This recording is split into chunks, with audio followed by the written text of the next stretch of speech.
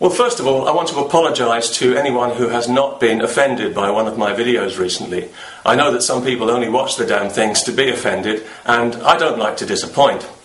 I know that some people have been offended because they write to me and tell me so, which is good, because I like to hear everyone's opinion. Well, mostly. Like anyone else who criticises the religion of peace, I get my share of violent threats from single brain-celled organisms masquerading as human beings. Indeed, to call some of my correspondents deranged and moronic would be excessively polite and, well, tantamount to flattery. Some of it, though, can be quite amusing. And this week I've been accused of singling out 1 billion Muslims. Well, you know, I always say, if you're going to single people out, you might as well do it 1 billion at a time, or you'll be there all day. Seriously, if anybody knows how to single out 1 billion Muslims, I'd be interested to hear the technique. It sounds tricky and complicated. If science could find a way to achieve it, imagine where that technology might take us. After all, if you can single out 1 billion, surely you can single out 1 trillion. Imagine that, 1 trillion Muslims all nicely singled out and ready to go.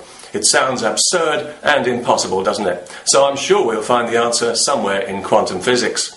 Obviously, when I say we, I won't be participating in the search myself because I'm an ignoramus, unfortunately, but I will be keen to use the technology when it becomes available so that I can safely and conveniently single out Muslims 1 billion or 1 trillion at a time whenever the need arises.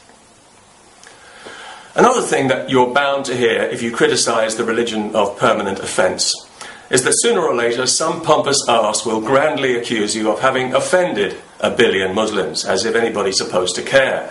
And it's always said with such laughable solemnity, as if a kind of sacred line has been crossed, the 1 billion Muslim line. Yeah, it's a line, all right. Let me tell you something.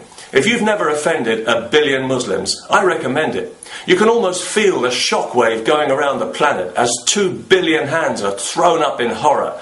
Well, maybe not quite 2 billion when you take into account all the convicted shoplifters and other petty criminals, not to mention all the women who are afraid to do anything at all without their husband's permission, because if they do, they'll be beaten to a pulp, especially if they happen to live in the insane asylum we know as Pakistan, where 90% of women suffer regular domestic violence and 1,000 women a year are murdered by members of their own family. Yet this doesn't seem to offend the billion Muslims any more than it offends progressive Western feminists, who we know are far too politically correct and self-absorbed to give a damn.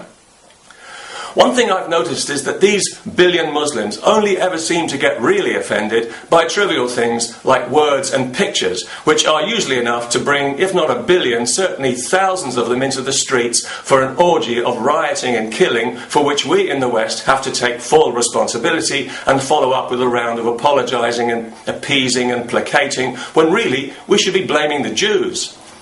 What do you mean you want evidence? Who needs evidence to blame Jews?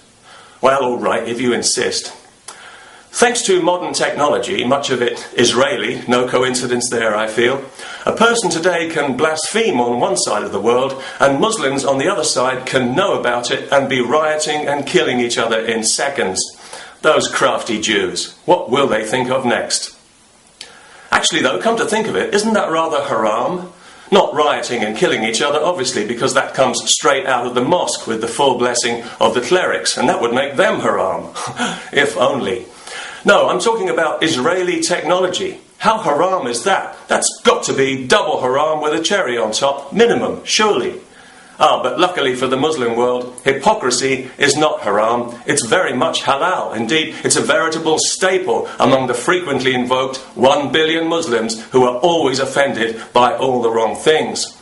They're not offended, for example, by a religion that sanctions marriage for prepubescent girls or that punishes women for being raped. Not a whisper of protest there. Everybody's busy looking at the floor. Nor are they offended in the slightest, it seems, by the widespread persecution of gay people or religious minorities throughout the Muslim world. And this is because the people who typically invoke 1 billion Muslims are not offended by these things either, which is why the only response they truly deserve, and I hope the only response they will ever get, is 1 billion non-Muslim middle fingers, with all due respect. Peace to everyone. And I hope I haven't singled out another 1 billion Muslims with this video, but if I have, what can I say? In for 1 billion, in for 1 trillion.